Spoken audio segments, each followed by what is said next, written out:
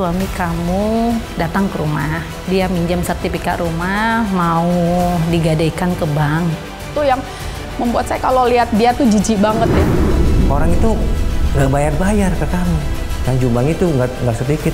Ternyata juga saya mau dalam doa saya tidak sesuai dengan apa yang Tuhan mau. Apapun yang dia lakukan di masa lalu, itu saya maafkan dia.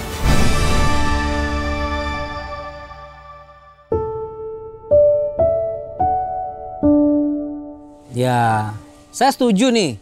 Di sini waktu saya buka jawaban.com, di sini kan ada bicara mengenai bagaimana kiat-kiat untuk kita berinvestasi. Kita harus yakin juga diri kita, perhitungannya matang, jangan mudah tergiur oleh iming-iming. Bener nih sahabat, kalau perlu kalau misalnya Anda punya pasangan, nggak ada salahnya kalau ajak ngobrol pasangan Anda. Jadi jangan juga kita langsung mengasumsikan begini, istri saya nggak ngerti tentang investasi. Di situ mulai istri udah sangat-sangat udah berubah. Istri sudah sangat benci sama saya, udah jijik sama saya. Orang-orang di sekeliling saya mengatakan bahwa suami saya ini adalah suami yang nggak baik. Dia cuma memanfaatkan kamu. Dia cuma mau memanipulasi kamu. Dia itu tidak menganggap kamu sebagai istri. Membuat saya semakin hari semakin benci, sakit hati sama dia, dan kepahitan yang luar biasa itu yang membuat saya kalau lihat dia tuh jijik banget ya. Ada seorang teman menawarkan satu peluang bisnis perminyakan. Saya sangat tertarik karena dapat dijanjikannya $25.000 profitnya per hari. 3 bulan nih kita kerja, modal kita udah balik. Selebihnya itu cuannya buat keuntungan kita. Di dalam bayangan pikiran saya adalah udah this is the dream come true ya. Nafsu karena pengen punya dapat uang banyak dalam waktu secepat mungkin, sehingga saya bisa membuktikan pada semua orang bahwa saya pasti bisa.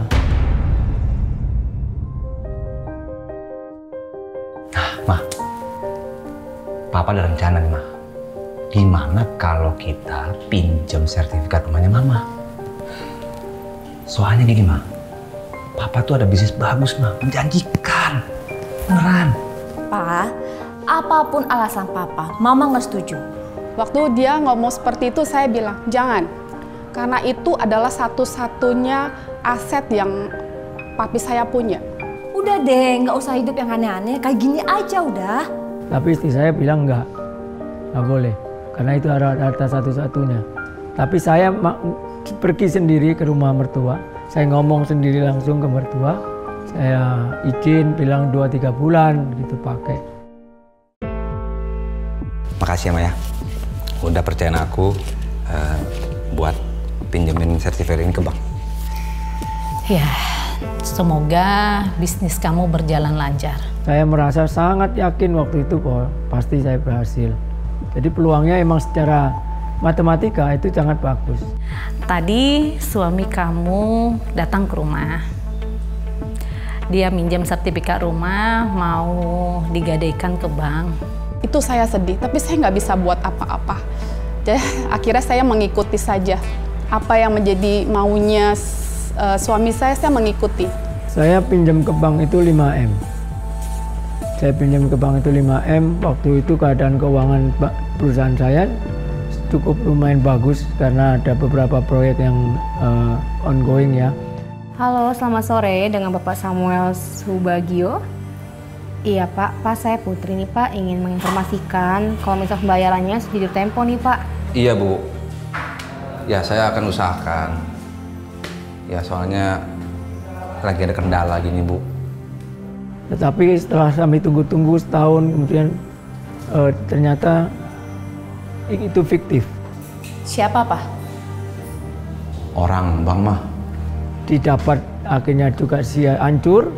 Yang mau diraih juga ternyata itu nggak pernah dapat diraih. Jadi saya terbawa oleh serakan saya.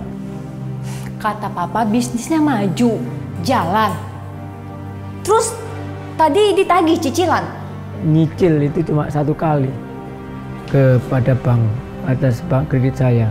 Nah itu terus setelah itu saya nggak pernah nyicil lagi karena duit benar-benar tersedot ke situ. Setelah itu 2016 akhir perusahaan itu akhirnya benar-benar gulung tikar. Kami benar-benar tiarap. Alah, Koko udah banyak alasan. Koko janji dari awal 2-3 bulan Koko bakal ngembaliin itu sertifikat mama.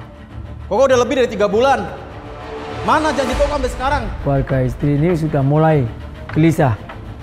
Mulai gelisah karena takut rumahnya disita. Ya, saya pernah masuk penjara di Polsek Kelapa Gading ini 11 hari karena saya mukul adik ipar saya. Ivan, kita tahu kita salah, tapi bisa nggak dibicarakan baik-baik aja? Cici selalu ngebelain Koko. Cici nggak mikirin mama. Mama udah berbulan-bulan tinggal di rumah Ivan. Koko enak-enakan aja yang ngejual sertifikat mama. Tanpa ada tanggung jawab sampai sekarang. Saya terus bela suami saya, walaupun saya harus ribut dengan saudara kandung saya. Walaupun saya harus ribut dengan orang tua saya. Saya terus bela dia. Iya, Cici tahu, tapi kita bicarakan baik-baik. Gak bisa, Ci. Gak bisa dibicarakan baik-baik. Koko harus tanggung jawab. Kamu gak kasihan sama mama? Kamu gak kasihan sama mama? Ya, pokoknya hubungan keluarga benar-benar rusak. Maafin adik kamu ya. Mama sudah berusaha. Ya, karena hanya itu satu-satunya harta papa. Kalian berusaha ya. Bagaimana mengembalikan sertifikatnya. Terus 2019 saya dapat tawaran dari temen robot trading. Investasi robot trading. Semakin banyak investasi, semakin banyak untungnya, bro. Gitu. Iya. Tuh, bro, tuh. Lu grafiknya naik terus, bro. Relakan uang yang segitu-gitunya itu dibuat investasi semuanya. Yang bikin saya kaget itu, saya orangnya ini nurut sekali sama suami saya. Saya nurut banget. Udah kejeblos sekali, kejeblos lagi yang kedua gitu loh. Itu karena saya selalu berusaha mencari jalan pintas untuk solusi masalah saya. Permisi Bu, selamat siang. Iya Pak, saya siang. dari bank untuk mengantarkan surat ini. Surat apa ya Pak? Rumah Ibu akan kami sita. Ibu punya waktu cuma 1 minggu. Nah, sampai akhirnya Desember 2019 itu finally rumah itu disita.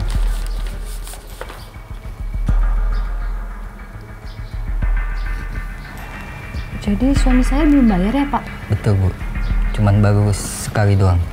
Di situ mulai istri udah sangat-sangat udah berubah. Istri sudah sangat benci sama saya, udah jijik sama saya.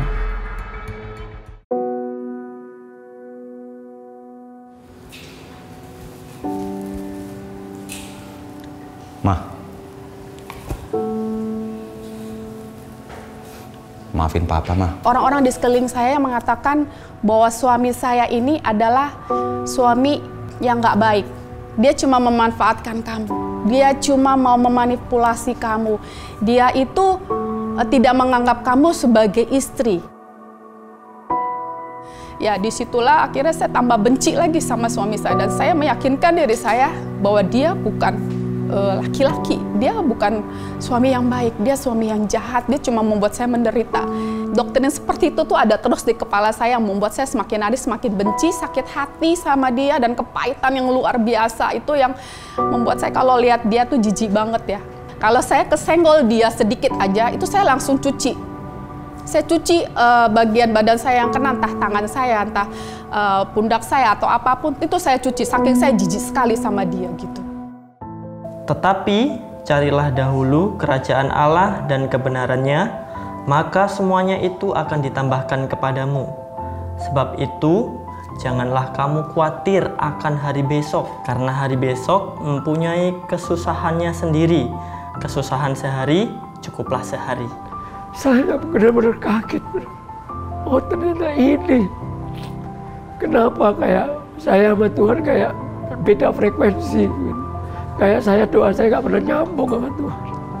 Ternyata yang nggak saya mau dalam doa saya tidak sesuai dengan apa yang Tuhan mau. Saya malam itu benar-benar hancur hati. Saya minta ampun sama Tuhan. Saya benar-benar menyesal. Saya benar-benar minta ampun atas kesalahan saya selama ini. Dan kami percaya Tuhan, Engkau Allah yang peduli. Engkau akan memulihkan apa yang menjadi usaha pekerjaannya. Tuhan yang akan memulihkan, Tuhan yang akan menolong. Seperti firman-Mu, kami tak perlu khawatir akan hari besok. Karena kami percaya Engkaulah Tuhan yang hidup. Di situ saya diingatkan untuk itu. Saya harus rekonsiliasi dengan mertua, saudara-saudara ipar. Saya minta kasih karunia Tuhan. Saya telepon satu persatu, saya minta maaf.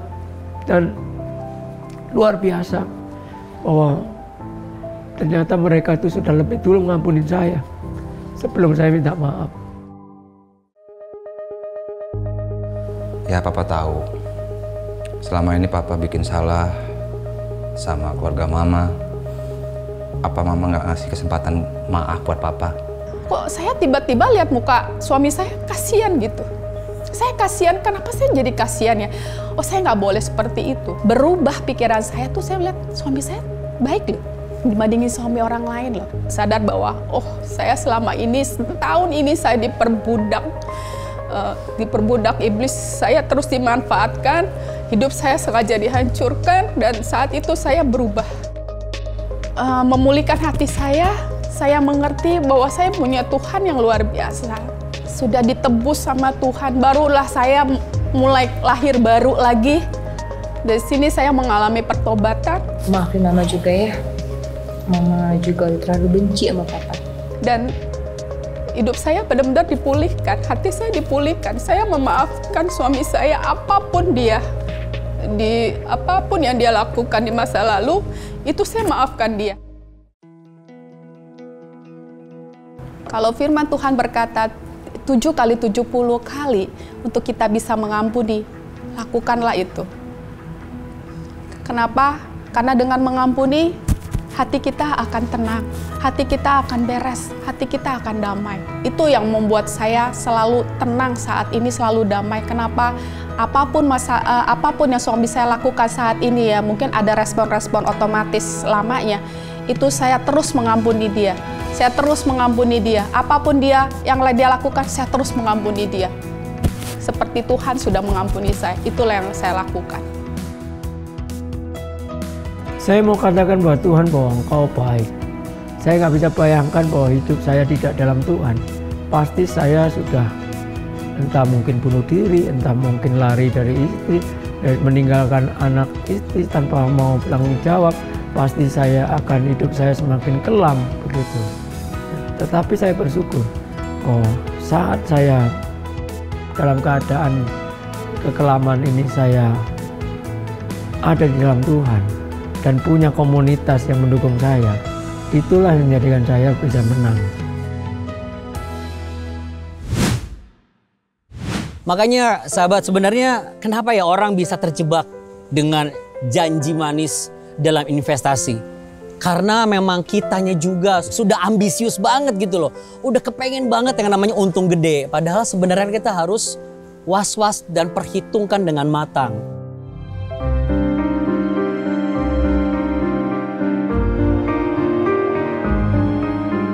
Kami buka usaha ini dari tahun 2008 sampai sekarang 2019. Puji Tuhan udah omset sekitar 1.000 sampai 2.000 piece. Ya kami tiap hari kerja berdua, ya. Tapi kalau udah omsetnya sampai ribuan, kami nyambat orang, nyambat tetangga, ya untuk membantu kami.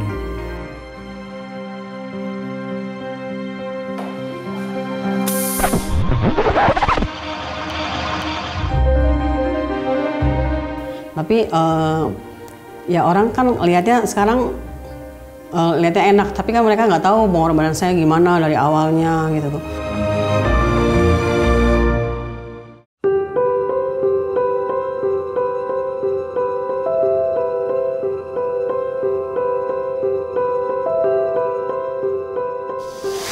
Oh, waktu itu saya lagi kerja, saya dari toko, siang-siang temen itu telepon. Dia bilang, Len ini otongnya sakit katanya gitu, ada di jalan katanya. Bagian perut nonjok, ya perut nonjok sama kepala pusing banget. Di kateter ketahuan air seni saya keruh banget. Diperiksa ureum kreatininnya ternyata benar. Diperiksa sama dokter ginjal. Setelah suami saya sakit itu, Tuhan tuh nggak berhenti sampai situ gitu tuh. Saya berkali-kali mendapat ujian. Waktu itu dengan sakitnya saya tinggalin utang 2 juta. Ya, kami nggak punya uang.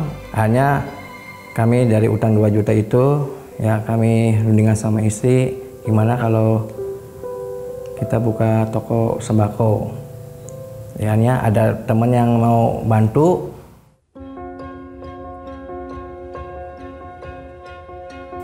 Hanya jalan bulan demi bulan berjalan bagus. Akhirnya banyak sales yang nawarin barang dan ngambil barang ke saya.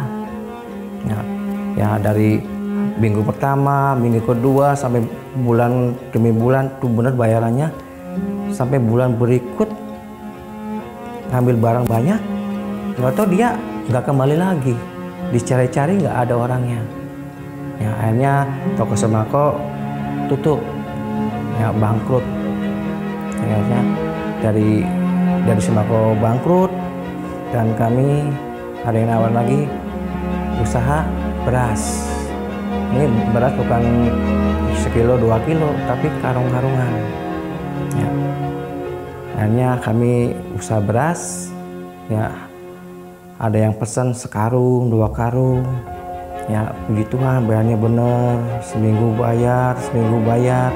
Dan hari berikutnya dia pesan lagi, lebih banyak lagi, sampai 5 karung. Ya, tapi dia nggak bayar full sejumlah 5 karung itu, tapi dia bayar setengahnya.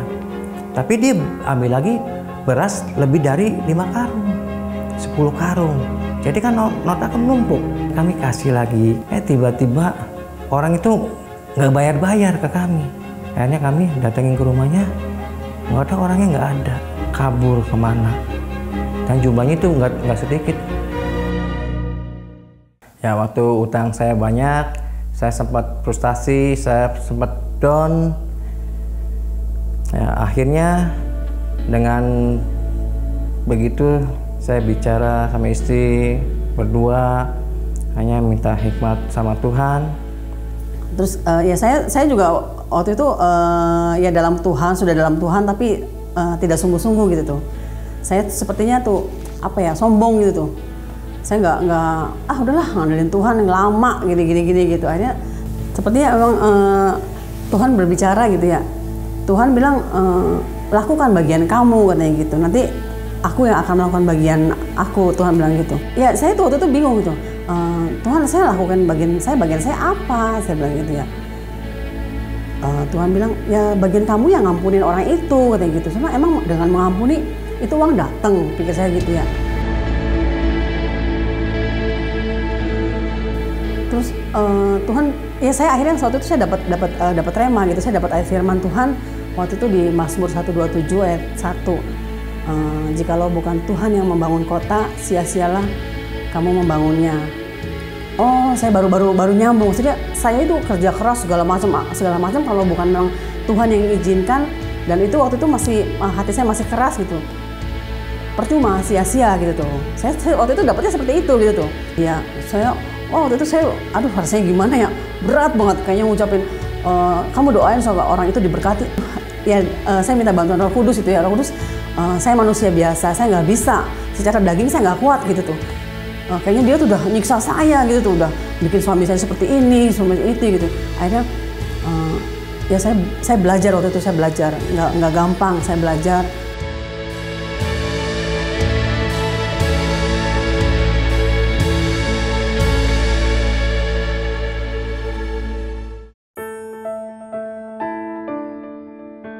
Ketika kami mengampuni orang lain, hanya Tuhan tuh benar-benar bukain semua pintu-pintu yang tertutup.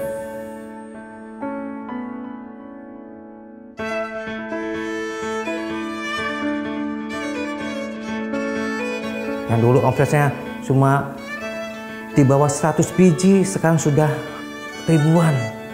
Tuhan berikan itu semua. Bahkan Tuhan memberikan pelanggan-pelanggan yang baru untuk kami.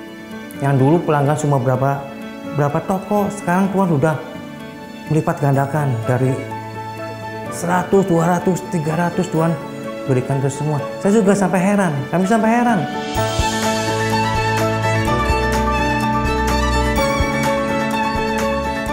Dari kita belajar mengampuni itu dampaknya buat saya, buat keluarga saya itu luar biasa banget. Hanya kami semakin percaya bahwa Tuhan itu turut bekerja dalam kehidupan kami sekeluarga.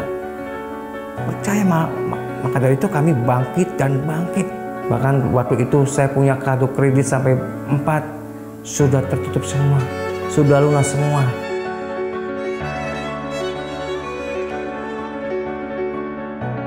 Berkat Tuhan Yesus sungguh luar biasa yang mengubahkan kehidupan kami. Kalau Anda bertanya, jadi kalau saya mau buka bisnis, apa yang saya perlukan? Satu, modal lah. Orang bisnis perlu modal. Modal apa itu? Modal materi betul, perlu. Tapi juga modal mental juga perlu. Tapi ada satu hal yang paling mendasari supaya itu terbungkus dengan kuasa yang adikodrati, yang bisa menembus batasan manusia sehingga kita bisa melihat satu hasil yang luar biasa dan tidak terbatas, yaitu melibatkan kuasa Tuhan. Karena dia sudah terlebih dahulu mengorbankan dirinya supaya dari pengorbanan diri di kayu salib ada kuasa di dalam bisnis dan kehidupan kita, dan kuasa itu bisa mematahkan segala macam cara musuh-musuh di luar kita. Izinkan saya berbagi kebenaran firman Tuhan hari ini. Tercatat dalam kitab suci dalam Mazmur 127 ayat 1 untukmu sahabat. Jikalau bukan Tuhan yang membangun rumah, sia-sialah usaha orang yang membangunnya. Jikalau bukan Tuhan yang mengawal kota, sia-sialah pengawal yang berjaga-jaga. Mari kita jadikan Tuhan sebagai partner yang solid dalam kehidupan bisnis kita, dalam kehidupan rumah tangga kita. Mari kita datang kepada Tuhan. Mulai saat ini, detik ini saya mau mengajak Anda berdoa bersama dengan saya. Kita tidak lagi mengandalkan konsep manusia pada umumnya. Karena Anda menyaksikan program ini karena Anda dipilih Tuhan. Karena Tuhan mau mengawal bisnis Anda. Karena Tuhan mau mengawal rumah tangga Anda. Agar ketika bisnismu berkembang dan diberkati, rumah tanggamu pun juga tidak ikut hancur. Dan bagi Anda yang mengalami kerugian, Tuhan mau tolong Anda. Mari kita berdoa. Tuhan Yesus, Tuhan yang kusebut di dalam nama Yesus Kristus. Dengan mulutku, aku mengakui bahwa Engkaulah segala-galanya di dalam kehidupan ini. Tuhan, Engkau tahu aku membangun usaha bersama dengan apa yang kupunya. Namun selama ini aku hampir salah langkah. Dan saat ini aku mau melibatkan Engkau. Berikan aku petunjuk-Mu agar aku tidak ambil keputusan yang salah.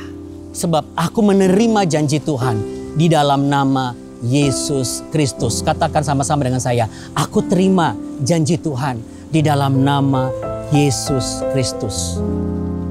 Amin. Amin. Ya, sahabatku, kalau kita punya teman bicara yang benar, maka kita punya pandangan yang benar.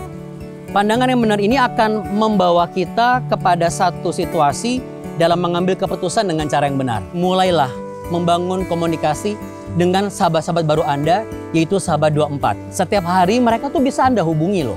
Pagi, siang, sore, malam, Anda curhat dengan mereka. Bahkan Anda bisa berbicara banyak, termasuk tentang investasi. Anda minta mereka untuk doakan supaya usaha Anda boleh berhasil. Sama seperti halnya kesaksian yang ada di sahabat 24 dari Rovinus Vale. Puji syukur kepada Tuhan Yesus atas dukungan doa Bapak Ibu sahabat Solusi. Anak Sarianus Wawo lolos mendapat kuota khusus dari instansi terkait. Luar biasa. Puji Tuhan. Artinya dapat pekerjaan, dapat akses khusus. Memang itulah keistimewaan kalau kita melibatkan kuasa Tuhan dalam segala perencanaan kita. Itu sebabnya kalau kita usahakan dengan sendiri, kita capek sendiri. Tetapi kalau kita bersama dengan komunitas yang benar dan melibatkan Tuhan, Tuhan turut bekerja, maka akan mendatangkan kemudahan dan kebaikan. Hubungi sahabat 24 segera.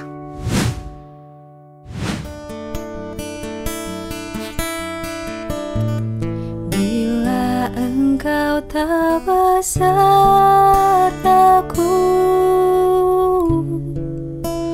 ku tak mau berjalan. Ku perlu Tuhan, pimpin langkahku dengan kasih karuniamu. Pimpin langkahku setiap waktu,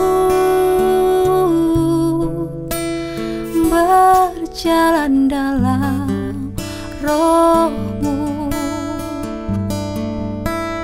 Nyatakan Tuhan kemurahan-Mu dan berjalanlah denganku. Bila Engkau tak besertaku,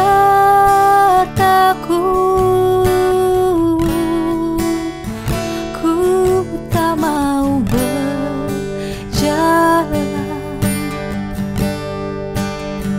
Ku perlu Tuhan, pimpin langkahku dengan kasih karuniamu. Pimpin langkahku setiap waktu, berjalan dalam roh-Mu. Nyatakan Tuhan kemurahan-Mu dan berjalanlah denganku. Nyatakan Tuhan kemurahan-Mu dan berjalanlah denganku.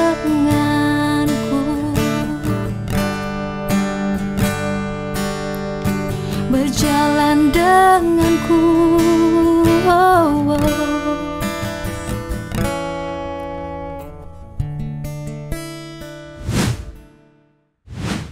Terima kasih telah menyaksikan tayangan Solusi. Kami mengajak Anda untuk menjadi berkat bagi Indonesia dengan cara memuridkan generasi bersama CBN Indonesia. Caranya sangat mudah, dengan donasi melalui scan QR Code yang tertera di layar dan berikan kode 009 di akhir nominal donasi Anda. Tuhan memberkati. Kalau ada orang bertanya, kan nggak selamanya saya jawab dong. Misalnya, udah makan belum? Kadang-kadang saya juga jawab, nggak juga harus sudah gitu makannya apa enggak. Sama, tidak semua jawaban harus ngobrol. Katakanlah kalau Anda sedang dalam keadaan sibuk, di sela-sela kesibukan Anda sambil Anda makan siang, Anda mau istirahat malam, Anda buka www.jawaban.com, Anda scroll atas bawah, Anda zoom in, lalu ada beberapa page di sana, artikel terkait, video kesaksian inspiratif, jadwal tayangan Solusi, termasuk ketika Anda butuh, saya kayaknya butuh second opinion, Anda langsung klik Sahabat 24 di sana. Via WhatsApp bisa, via telepon langsung bisa, bahkan email bisa.